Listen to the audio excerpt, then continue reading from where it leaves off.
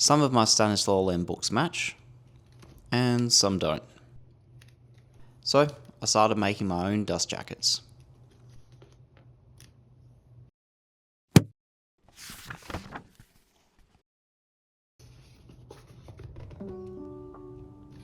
We begin by measuring the height of the book, along with the width of the spine and the covers. Also make a note of the thickness of the cover boards.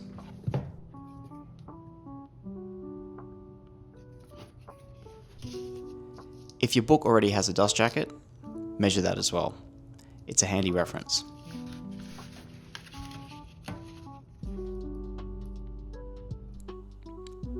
For the template and design phase, I used a combination of Microsoft PowerPoint and GIMP.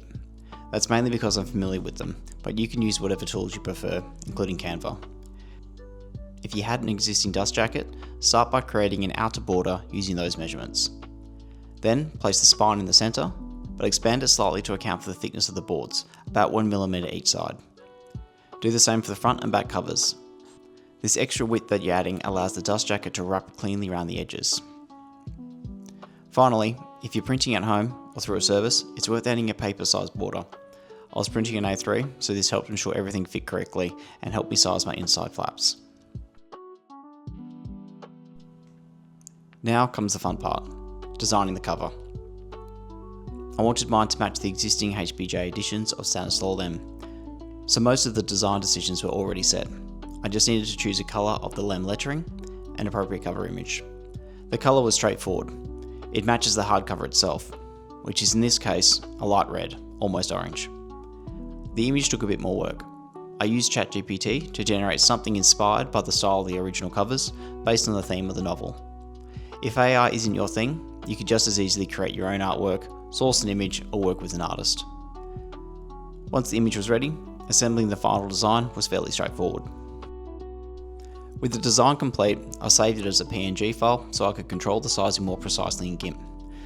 Normally you need to allow for the printer margins, but in my case the background was white, so it wasn't an issue. I exported the final file as a PDF and sent it off for printing. I used Officeworks, A3 prints on 120 GSM gloss paper, which cost about $2 each. This worked very well for my project. Once printed, we need to trim off any excess paper to get the final size just right.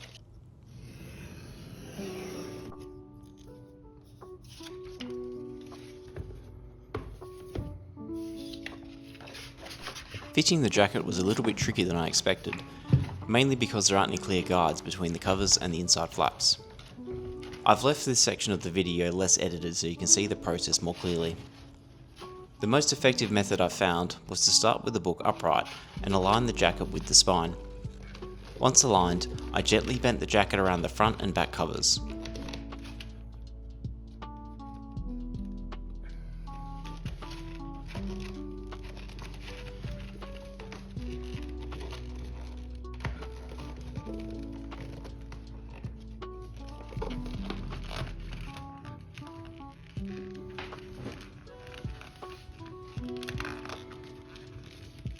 When everything looked right, I lightly creased along both sides of the spine by running my fingers down the edges. This helps hold the jacket in place for the next step.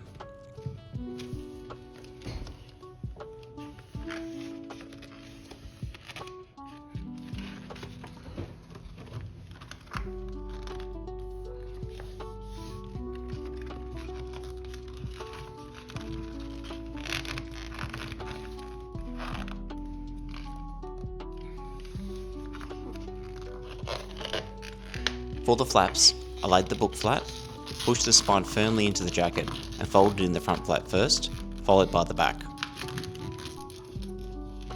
As before, I only made soft creases at this stage, so I could still adjust the fit if needed.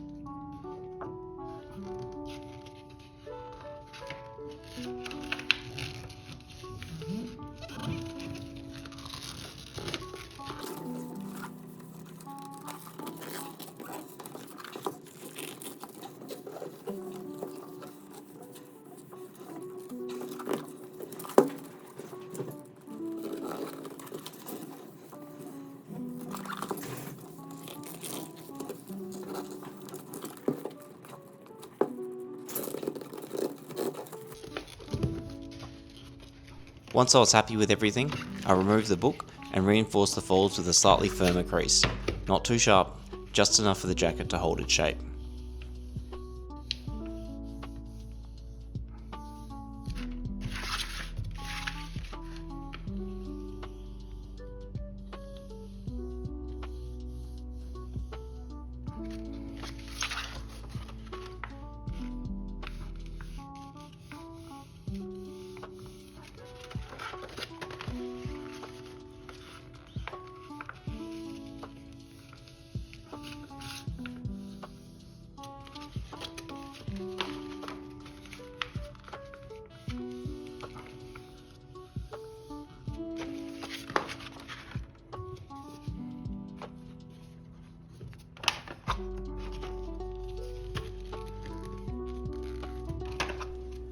Finally, I fit the jacket back on the book and admired my handiwork.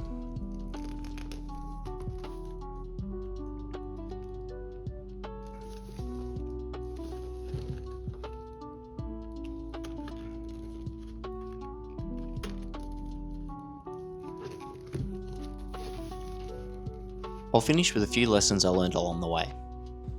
Even though Officeworks asks for the exact sizes, the system sometimes scales the files to fit automatically. This caused some prints to come out slightly too small. I worked around this by submitting one exact file and one slightly oversized file. That way, I always got what I needed, regardless of the outcome. Colours don't always match what you see on screen. This is often due to the differences between RGB colours, which is what your typical computer monitor shows, and CMY printing, which is the colours used in the printer cartridges. It's worth doing a few test runs to see what adjustments you may need to do to get the right colour you're looking for. And finally, don't guess measurements. I assumed 2 books were the same size. They weren't. If you've made it this far, thanks for watching. I had a lot of fun with this project, and I'll be using the same approach to complete the rest of my Lem collection.